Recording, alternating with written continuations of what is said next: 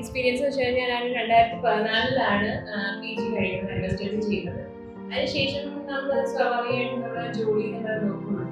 പിന്നീട് കല്യാണം കഴിഞ്ഞു, കുഞ്ഞായി. അപ്പം അതേ എന്റെ മനസ്സിലുണ്ട്, അതായത് മീറ്റ് ചെയ്യാറുള്ളൊരു മനസ്സിലുണ്ട്. എങ്ങനെ അതിലേക്ക് എത്തും എന്നുള്ളത് അറിയില്ല. പക്ഷെ നമ്മൾ വെറുതെ ഇരുന്ന് നമ്മൾ വർക്ക് ചെയ്തിട്ട് കാര്യമില്ല. അപ്പൊ അതെനിക്ക് മനസ്സിലായി. ഞാൻ 2023 ഡിസംബറിൽ ഞാൻ എക്സാം വേണ്ടി നോക്കി. അപ്പൊ എനിക്ക് മനസ്സിലായി, ഓക്കെ, നമുക്ക് ഗൈഡൻസ് ഇല്ലാതെ പറ്റത്തില്ല എന്നുള്ളത്. പിന്നീട് എനിക്ക് 2024 ജനുവരിയിലാണ് ഞാൻ ഐഫോൺ ജോയിൻ ചെയ്തത്. 2020 മുതലേ ഞാൻ ഐഫോണിനെ ഫോളോ ചെയ്യുന്നുണ്ട് യൂട്യൂബിൽ.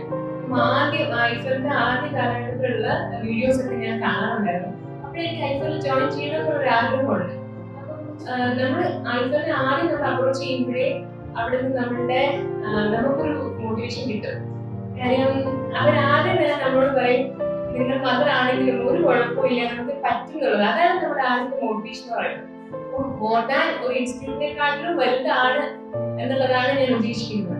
പിന്നെ എക്സാം എടുക്കാനാവുമ്പോഴത്തേക്കും രാവിലെ സാറിന് ചെയ്യാറുള്ളത്, അതാണ് ഏറ്റവും വലിയ അത് മാക്സിമം നമ്മൾ അറ്റൻഡ് ചെയ്യാനായിട്ട് നോക്കണം. നോക്കിക്കഴിഞ്ഞാൽ മാത്രമേ അത് വീണ്ടും എൻ്റെ ഒരു അഭിപ്രായം. ഇനി അടുത്ത എക്സാമിന് വേണ്ടി ഞാൻ ട്രൈ ചെയ്യുന്നുണ്ട്. അപ്പൊ അതിലേക്ക് എത്തും എന്നുള്ള ആ ഒരു ഡ്രീമിലേക്ക് എത്തും എന്നുള്ളതാണ് ഞാൻ വിചാരിക്കുന്നത്.